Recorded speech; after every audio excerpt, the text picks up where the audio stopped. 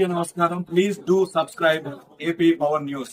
ఎన్టీఆర్ జిల్లా విజయవాడ విజయసాయిరెడ్డిపై మైనార్టీ సంఘాలు fire. Media ప్రతినిధులపై Vijayasai Reddy అనుచిత వ్యాఖ్యలను టీడీపీ రాష్ట్ర మైనార్టీ సెల్ ప్రధాన కార్యదర్శి మహమ్మద్ ఫతహుల్లాహ్ తీవ్రస్థాయిలో ఖండించారు. శనివారం విజయవాడలో ఆయన మీడియాతో మాట్లాడుతూ మీడియాను కులపరంగా విభజించింది వైసీపీ పార్టీ నేతలని విమర్శించారు.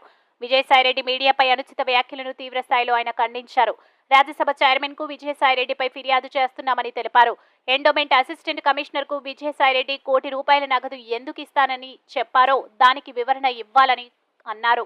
మైనారిటీ సెల్ రాష్ట్ర ప్రధాన కార్యదర్శి మహమ్మద్ ఫతహుల్లాహ్. మరి గత వారం నుంచి మనం చూస్తే వైఎస్ఆర్సీపీ రాజ్యసభ సభ్యుడు విజయసాయిరెడ్డిపై సభ్య సమాజం తలదించుకునేలాగా ఆరోపణలు వస్తున్నాయి. విజయసాయిరెడ్డికి ఎవరితో అయితే సంబంధం ఉందని చెప్తున్నారో వాళ్ళ భర్త వచ్చి కామెంట్ చేస్తున్నారు. ఇతను నా భార్యతో ఇల్లీగల్గా వ్యవహరించాడు అని ఆయన ఎండోమెంట్ అసిస్టెంట్ కమిషనర్ మీద విజయసాయిరెడ్డి మీద కంప్లైంట్ పెట్టడం జరిగింది. మరి కంప్లైంట్ పెట్టింది ఒక మదన్ అనే వ్యక్తి కంప్లైంట్ పెట్టారు. కానీ విజయసాయిరెడ్డి ఈ కంప్లైంట్ ఏదో మీడియా పెట్టినట్టు, ఈటీవీ పెట్టినట్టు, TV9 పెట్టినట్టు, మహా టీవీ, TV5, ABN పెట్టినట్టు ఫీల్ అయిపోతున్నాడు. ఆయన ఫీల్ అయిపోయి ఇష్టం వచ్చినట్టు మీడియా మీద మాట్లాడేస్తున్నాడు. జర్నలిస్టులు కాలి గోటికి కూడా పనికిరాని విజయసాయిరెడ్డి అరాయ ఒరాయ్ అని ఇష్టం వచ్చినట్టు వాళ్ళతో మాట్లాడుతున్నాడు.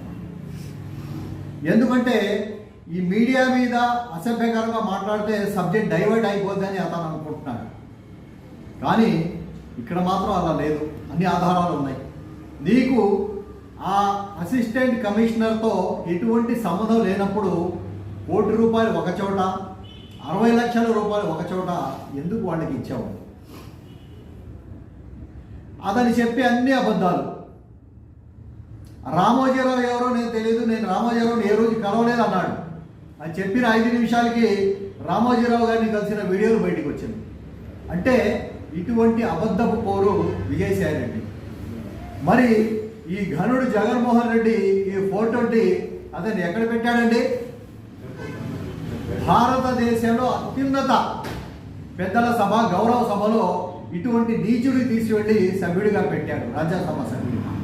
కాబట్టి ఇటువంటి నీచుడు, ఇటువంటి ఇల్లీగల్ కాంటాక్ట్స్ పెట్టుకునేవాడు, సభ్య సమాజం తలదించుకునేలా ప్రవర్తించేవాడు ఇటువంటి పెద్దల సభలో 1 నిమిషం కూడా కూర్చుంటానికి అర్హత లేదు. అతనికి అనర్హుడు.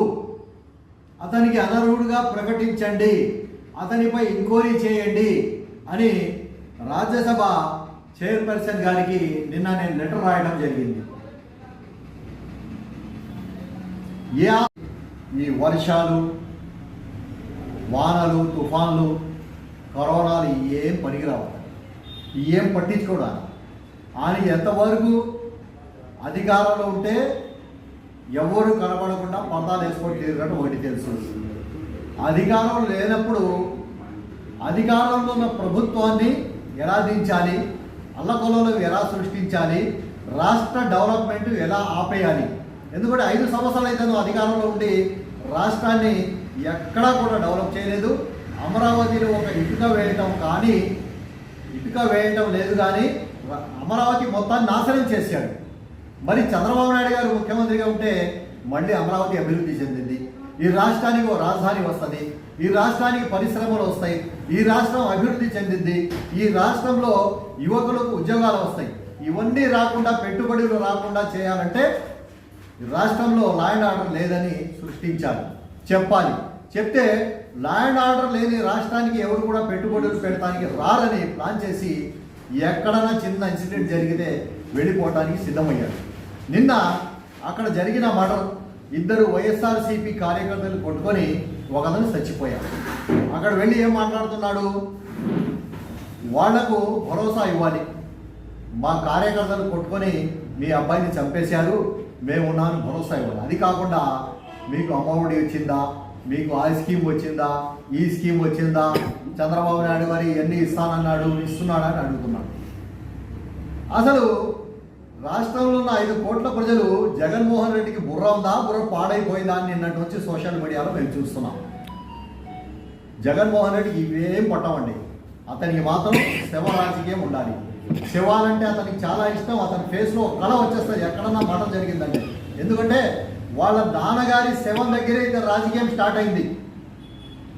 జగన్మోహన్ రెడ్డి గారి రాజకీయం నాంది పలికింది, స్టార్ట్ అయింది వాళ్ళ నాన్న శవం దగ్గర నుంచే. కాబట్టి అతనికి ఎన్ని మామూలే. ఏదైతే అసిస్టెంట్ కమిషనర్ ఉందో లేడీ, వాళ్ళ భర్త రాసిన లెటర్ ఆధారంగా నేను రాజ్యసభకు లెటర్ రాయడం జరిగింది. రాజ్యసభకు ఏం లెటర్ రాశామంటే, ఏదైతే ఆమె భర్త కంప్లైంట్ ఇచ్చాడో దానిపై పూర్తిగా ఎంక్వైరీ చేసి అతనికి అనర్హుడుగా ప్రకటించండి, సభ్యత్వాన్ని తొలగించండి, ఎంక్వైరీ చేయండి అని నేను లెటర్ రాయడం జరిగింది. మేము మీడియా ముఖంగా కూడా నేను కోరేది ఏమిటంటే, ఇటువంటి వ్యక్తి రాజ్యసభకు పూర్తిగా అనర్హుడు. ఇటువంటి వ్యక్తిని వైఎస్ఆర్సీపీ నుంచి వాళ్ళు కూడా సస్పెండ్ చేయాలి, అలాగే రాజ్యసభ నుంచి కూడా సస్పెండ్ చేయాలని కోరుతున్నాను. Please subscribe our channel AP Power News.